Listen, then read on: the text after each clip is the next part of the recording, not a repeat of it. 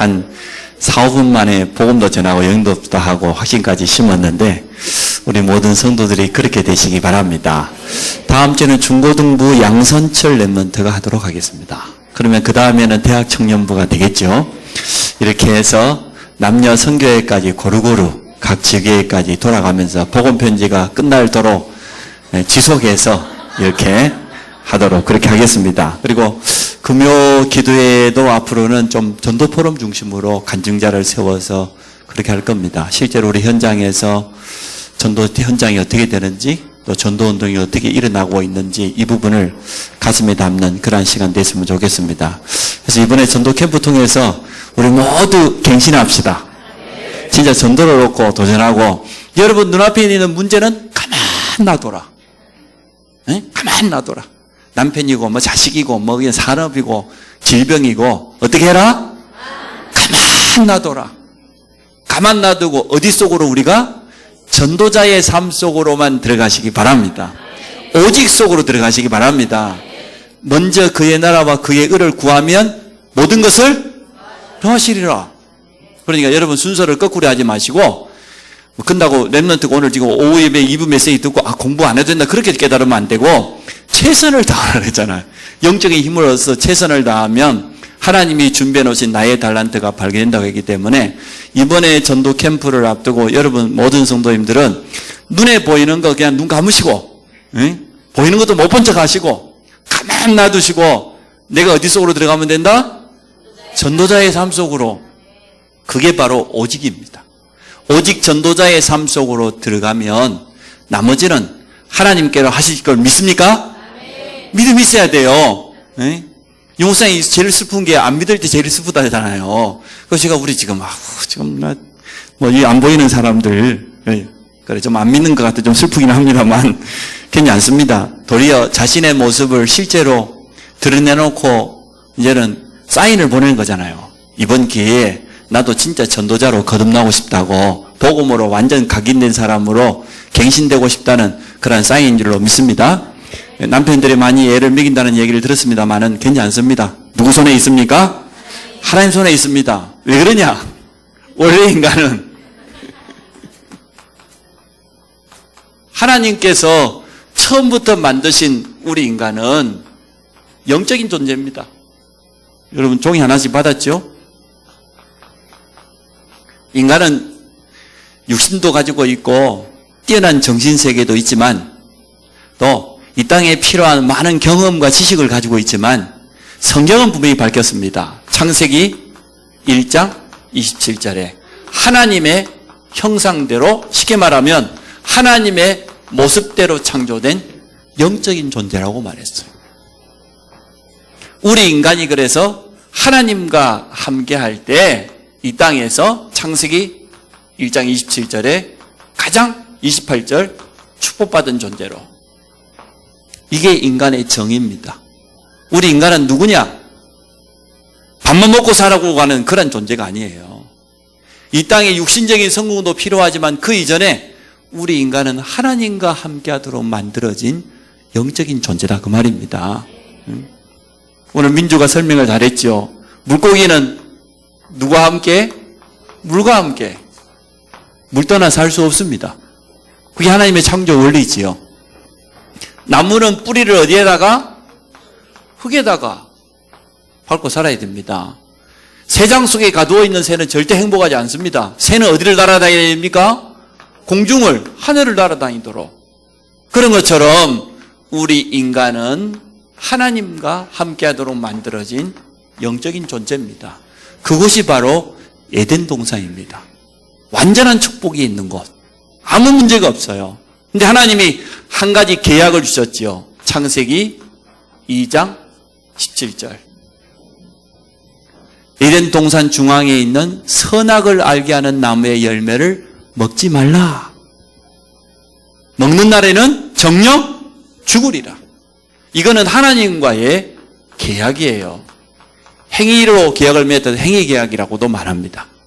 계약입니다. 하나님과의 약속입니다. 모든 축복을 다 주신 하나님께서 단 한 가지만 우리에게 계약을 주셨습니다. 이게 원래 인간입니다. 두 번째, 모든 문제의 시작입니다. 하나님과 함께해야 될 인간이, 하나님과의 계약을 지켜야 될 인간이 이 계약이 파괴돼 버렸어요. 하나님 만나는 길이 끊어져 버렸습니다. 그 내용이 창세기 3장에 보니까 잘 나왔죠. 왜 이렇게 되었습니까? 불신앙입니다. 불신앙으로 말미암아서 하나님의 말씀을 붙잡지 않고 하나님과의 계약을 파괴시켜 버린 거예요. 그래서 결국은 하나님과 함께 될 인간이 하나님을 떠나버렸어요. 이것을 로마서 3장 23절에 보니까 모든 사람이 죄를 범하였으며 한 사람도 빠짐없습니다. 모든 인간은 아담 하와 이후로 첫사람 아담과 하와가 지은 이 죄가 내려옵니다. 그걸 갖다가 원죄라고 그래요. 원래부터 있는 죄예요. 태어나는 순간 죄는 반드시 저주, 재앙을 동반하게 되어 있습니다. 그래서 에덴 동산의 모든 축복을 빼앗기고 추방당하게 되어버렸어요. 누구 때문입니까? 창세기 3장에는 뱀이 찾아와서 여자인 하와를 유혹했다고 되어 있는데 요한계시록 12장 9절에 보니까 옛뱀, 그 속에는 마귀라고도 하고 사단이라고도 하는 온 천하를 유혹하는 자가 들어갔다고 그랬잖아요. 그래서 우리 주님이 요한복음 8장 44절에 너희는 너희 아비 마귀에게서 났다.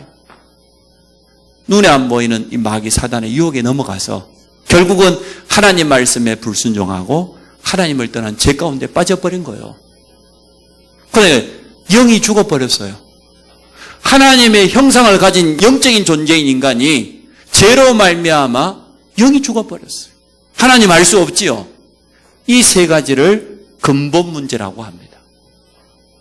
원래 인간은 하나님과 함께하고 모든 축복을 다 받았는데 하나님과의 계약을 파기하는 불순종으로 말미암아 죄에 빠지고 마귀에게 붙잡혀 버린 겁니다.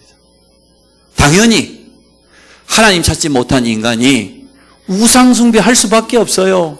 종교를 만들어낼 수밖에 없어요. 영이 죽어서 그렇지 영이 없는 건 아니거든요. 하나님을 찾는 본능이 있다 보니까 하나님 대신 저기 태양 보고도 복달라고 빌고 달 보고도 빌고 바다 보고도 빌고 돌 앞에도 나무 앞에도 자연을 정부하고 다스려야 되는데 도리어 자연을 숭배하는 우상 숭배할 수밖에 없습니다. 많은 종교를 만들어낼 수밖에 없습니다. 무속인 찾아가서 어려움을 당하면 물어보고 점치고 굿하고 세상 풍속 이뿐입니까? 여러 가지 사상, 철학, 신념 전부 우상 숭배잖아요. 우상 숭배 해보지만 하나님 만나는 길이 못 됩니다. 그러다 보니 당연히 정신적인 문제가 찾아올 수밖에 없지요. 마태복음 11장 28절에 수고하고 무거운 짐진 자들아 다 내게로 와라. 에베소서 2장 3절에 보니까 본질상 진노의 자녀요. 저주 아래 있기 때문에 항문 가위 눌림 뿐만 아니라 정신 문제가 이제는 너무 심각해져 가지고요. 그 종류를 헤아릴 수가 없어요. 너무나 많기 때문에 환상, 환청, 가위 눌림에다가 너무나 마음이 불안하고 거기다 이제는 좀 더 깊어져 가면 어떻게 됩니까? 불안하다 보니까 다른 걸 의지하지요. 중독이 돼버려요. 각종 약물 중독, 알코올 중독, 마약 중독. 하나님을 향하여 집중을 못하니까 잘못된 집착에 빠져버려요. 그렇지요? 우초증, 우부증이 집착이잖아요. 잘못된 집착이잖아요. 급기야는 자살하기까지 하는 이러한 정신적인 문제가 계속 올 수밖에 없습니다. 영이 하나님을 떠났으니까. 그러다가 이제는 육신도 질병으로 어려움으로 이건 육신적인 눈에 보이는 질병만을 말하는 게 아니죠. 가정에 문제가 너무나 많아요. 가정 불화, 부부간의 불화, 거기다가 이제는 경제 문제까지 겹쳐서 찾아오지요. 경제 문제 오지, 질병 오지, 자녀들에게도 어려움 오지. 이상하게 그 가정에는 사고와 사건이 끊어지지 않고 계속 찾아오고 재앙이 계속 되어지는 거지요. 그러다가 히브리서 9장 27절에 보니까 사람이 한 번 죽는 것은 하나님이 정해놨다고 그랬어요. 죽음 이후에는 반드시 심판이 있고, 육신은 흙으로 돌아가지만 영은 어디 갑니까? 결국은 영원한 지옥 가운데 떨어질 그 성경은 말해놓고 있습니다. 세상 사람들이 죽으면 끝이라고 말하는데 죽으면 끝이 아닙니다. 죽음 이후에 반드시 내세가 있음을 성경은 분명히 밝혀놓고 있습니다. 그리고 이러한 삶을 그대로 후손들에게 대물림해 줍니다. 어쩌면 부전자전이라는 그 말이 맞는지요? 어쩌면 부모에게 있었던 그 질병과 정신적인 어려움이 후손들에게 그대로 내려가는데 더 심해져요. 그렇죠? 우리 현장에서 전도하러 가보면은 만나시지 않습니까? 가문에 그 당했던 그 부모가 당했던 그 어려움을 제대로 깨달아야 될 건데 또 이혼하고 또 술에 빠지고 또 노름에 잡히고 정신 문제도 내려오고 성경이 분명히 밝혀놓고 있습니다. 이 문제를 해결하기 위해서 우리 인간 스스로 노력하지 않습니까? 발부둥을 쳐보는 거지요. 그게 바로 뭡니까? 종교입니다. 근데 사도행전 4장 12절에 베드로가 고백했던 것처럼 다른 이로서는 구원받을 수 없어요. 이 땅에 수많은 종교가 있고 모든 종교는 좋은 목적을 가지고 있습니다. 바르게 살려고 하는, 올바로 살아보려고 하는, 길을 찾아보려고 하는 좋은 목적을 가지고 있지만 종교는 구원의 길이 못 돼요. 천하 사람 중에 구원받을 만한 다른 이름이 없어요. 오직 예수 이름밖에 없기 때문에 선행은 참 좋은 것입니다.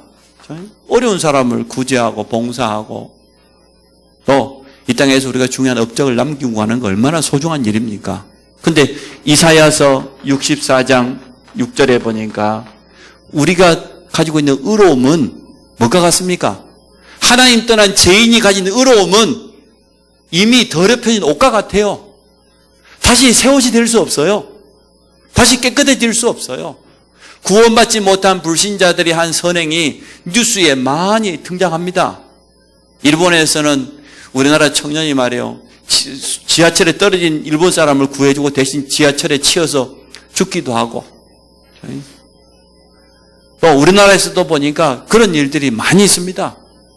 어떤 물놀이 갔다가 말이에요. 다른 사람을 구하고 자기가 대신 죽기도 하고, 소방관들이 말이에요. 불에 위험 타고 있는 어린이를 구출하고 대신 죽기도 하고, 목숨을 대신해 준다고 할지라도, 그러한 선을 행한다 할지라도 이 선행은 하나님 떠난 영적인 죄를 해결할 수 없습니다.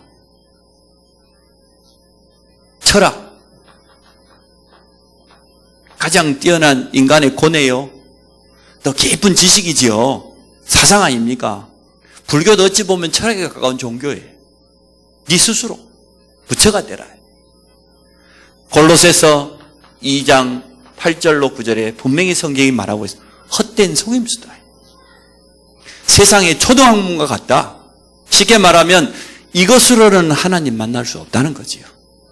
인간의 그 어떤 노력으로 종교의 도움으로 절대로 하나님 만날 수 없습니다. 그래서 오늘 하나님께서 우리에게 하나님의 방법대로, 다른 걸로 안 되니까 길을 열어주셨습니다. 로마서 5장 8절.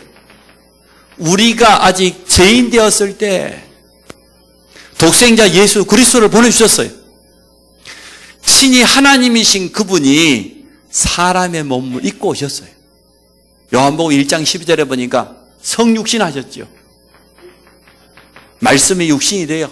하나님이 우리 사람의 몸을 입고 친히 오신 분이 있습니다. 그분이 예수님입니다. 그런데 그분은 우리 인간의 근본 문제, 특히 죄가 없다는 증거로 동정녀에게서 태어나셨어요.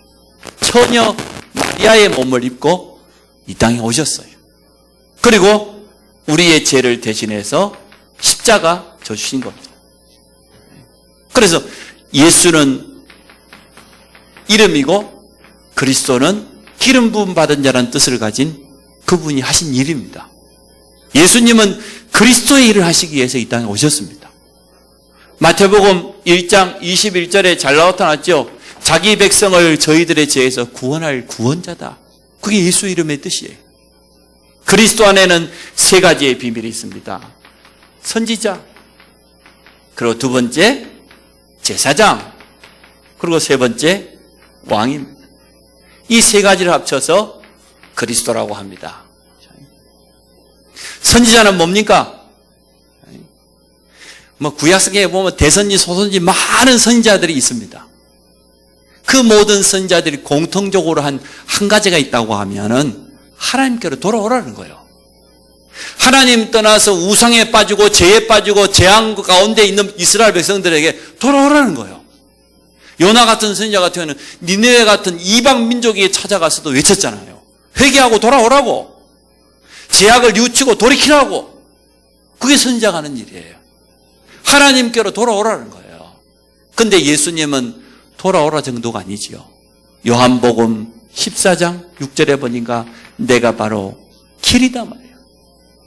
하나님께로 돌아오는 길이 오직 예수입니다.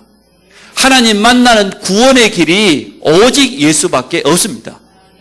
참 선지자예요. 구약의 제사장들은 죄인이 올 때마다 양을 잡아가지고 하나님께 피예배 드리는 게 주 역할이었습니다. 죄 용서 받을 수 있도록 도와주는 직분이지요.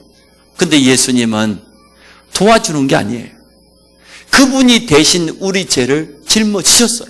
그래서 우리가 아직 죄인 되었을 때에 그리스도께서 십자가에 죽으심으로 하나님이 우리에 대한 자기의 사랑을 확증하셨느니라. 하나님이 세상을 이처럼 사랑하사 독생자를 주셨으니 이는 저를 믿는 자마다 멸망치 않고 영생을 얻게 하려 하심이니라. 로마서 8장 1절 2절, 마가복음 10장 45절.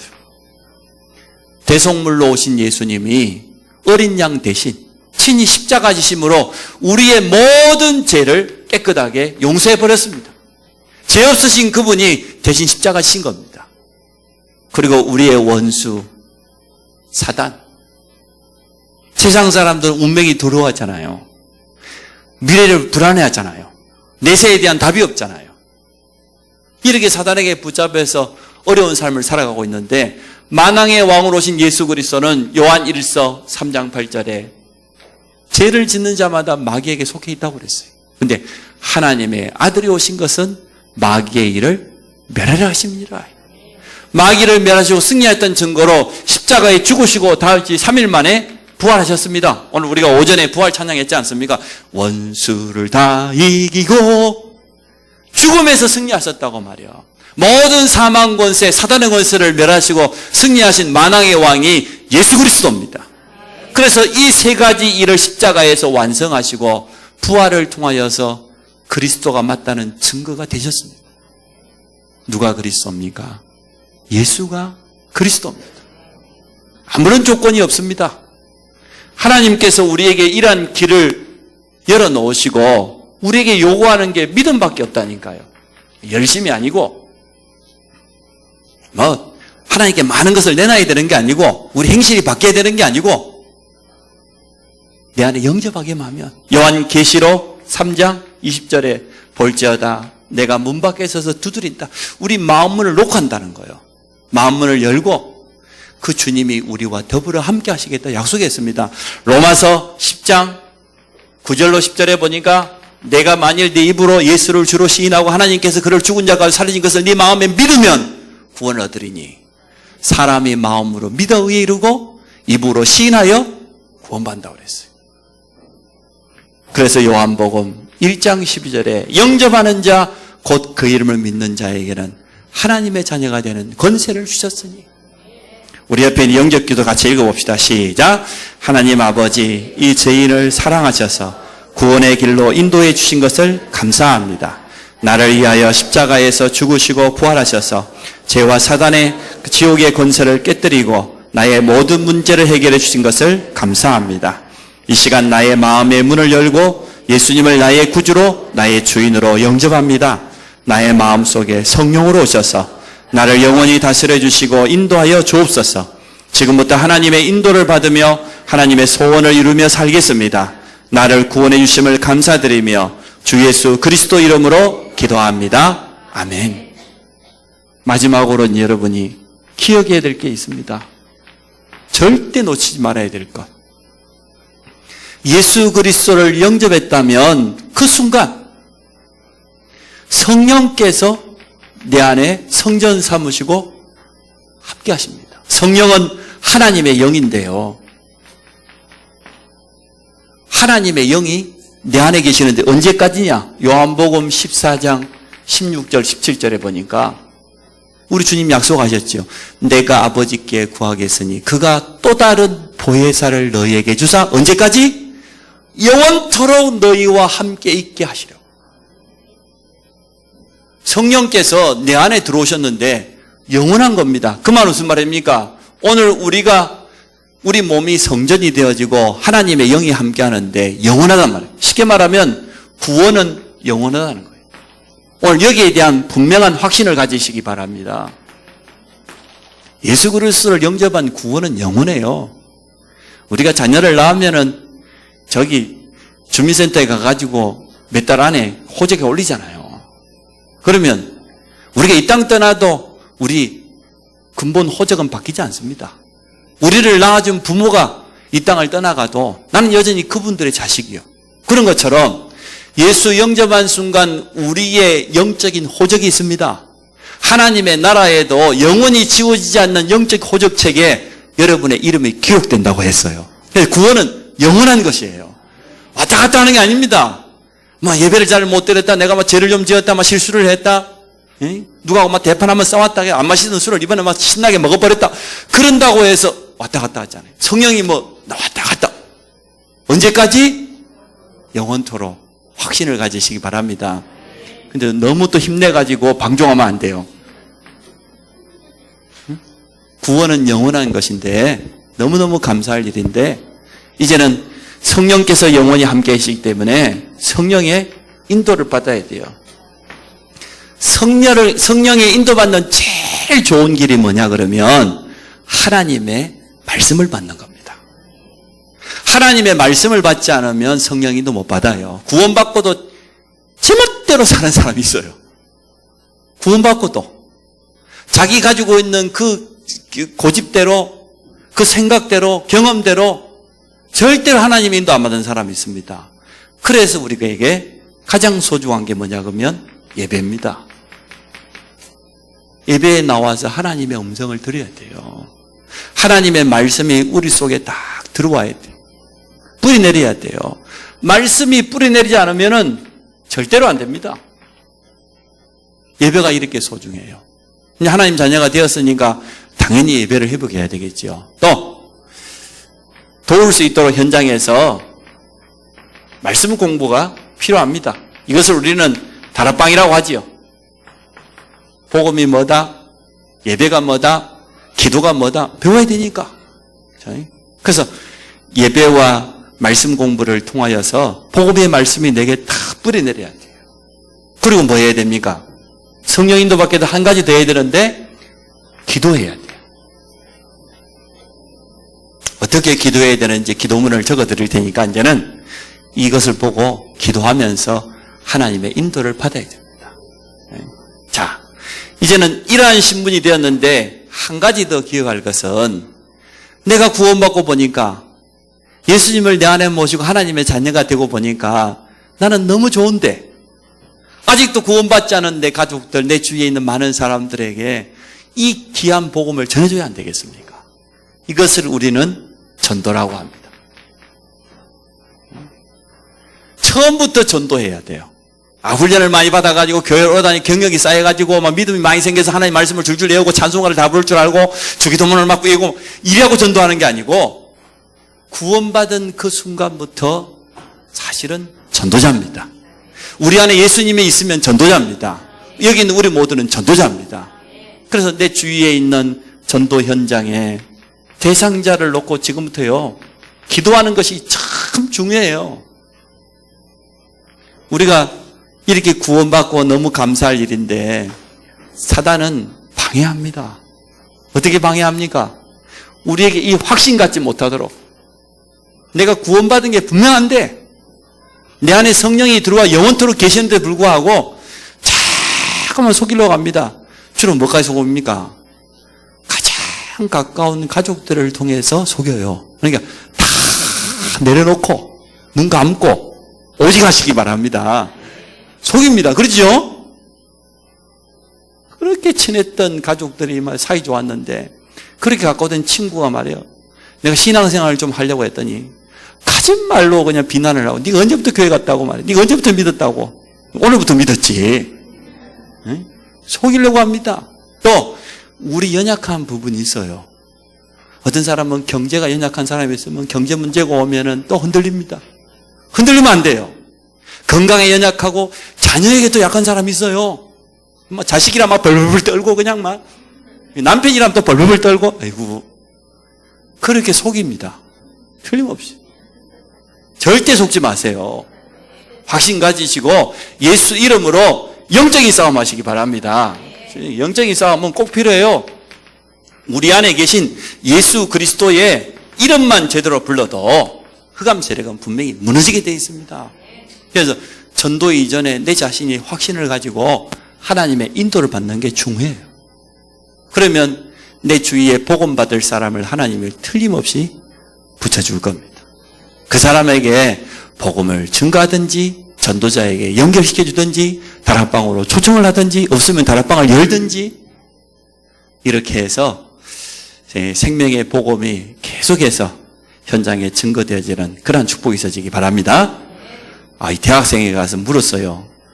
누구 아버지 이름이 뭐냐? 그랬더니 아버지 임 누구누구라고. 진짜 아버지 말이야. 영적인 아버지 이름이 누구냐? 하나님. 이 무식한 놈. 여호와 하나님 여호와. 우리를 구원하신 분 이름은 예수님. 그건 또 잘 알아. 성령님의 이름이 뭐냐? 몰라. 아버지 이름도 몰라. 진짜요. 너무나 제가 기본이라. 성부 하나님 이름이 누구예요? 여호와. 출애굽기 12장부터 14장까지 가 읽어보세요. 출애굽기 3장에 보면은 잘 나타나 있잖아요. 난 스스로 존재하는. 출애굽기 3장에 있잖아. 성자 누구? 예수 그리스도. 성령이 뭐예요? 이름이? 보혜사. 자기 아버지 이름도 모르면서 믿는다고 그러면은 너무 부끄러운 일 아니에요? 그래서 성부, 성자, 성령의 이름만큼 우리가 알아야 안 되겠습니까? 아마 모르는 분 이 자리에 아마 절반은 될 거야. 틀림없이. 지금 안수 입장에 세워갖고 다 물어볼 건데 지금. 응? 아버지 이름도 모르면서 그럼 되겠습니까? 그래서 오늘 꼭 확신을 가지시기 바라고 다 내려놔라. 가만 놔둬라. 눈 찌끔 갖고 뭔 말하고? 오직 전도자의 삶 속으로. 이번 전도 캠프는 그겁니다. 여러분, 나를 먼저 회복하는 거예요. 전도 캠프는. 내가 빛이잖아요. 내 안에 생명의 빛이 들어와 있으니까 속지만 않으면 돼요. 흔들리지만 않으면 돼요. 그래서 이번 기회에 우리 모든 중직자들도 이번에 회복하시기 바라고. 아멘. 네? 중직자가 말 그대로 중직자 아닙니까? 중직자. 자기 자리로 돌아가시기 바랍니다. 길을 떠난 그대여 이번에 돌아오시기 바랍니다. 어디 방황하지 말고 여러분 한 사람만 제대로 제자리 찾으면 나머지는 다 돌아옵니다. 다 찾아옵니다. 내가 흔들리니까 내 가족도 흔들리고 배우자도 흔들리고 자식도 흔들리고 다 흔들리고 산업도 흔들리고 그냥 막 이빨도 흔들리고 다 흔들리고 이번에 다 회복하세요. 그래서 이번 전도 캠프 동안 전도할 필요도 없어.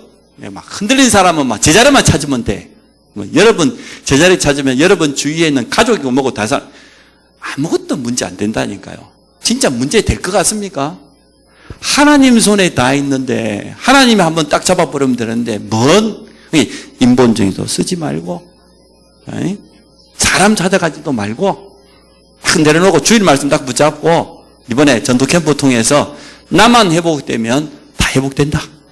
나만 제자리 찾아가면 나머지는 다 악구가 맞게 돼 있다. 내가 지금 제자리를 못 찾고 흔들리고 있으니까 다 흔들어요. 그래서 캠프를 통해서 모든 것이 회복되기를 주의 이름으로 축복합니다. 하나님 감사합니다. 전도 캠프 미션을 가지고 현장에 서게 하여 주옵소서. 현장에는 한 가지만 없습니다. 복음이 없고 복음을 전해줄 전도자가 없어서 지향 만나 있는 우리 가정과 가문 현장을 보게 하여 주옵소서.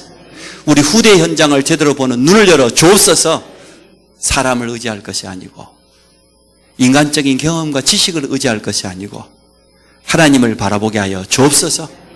복음으로 참 행복한 전도자로 이번에 새롭게 거듭나도록 주께서 축복하여 주옵소서.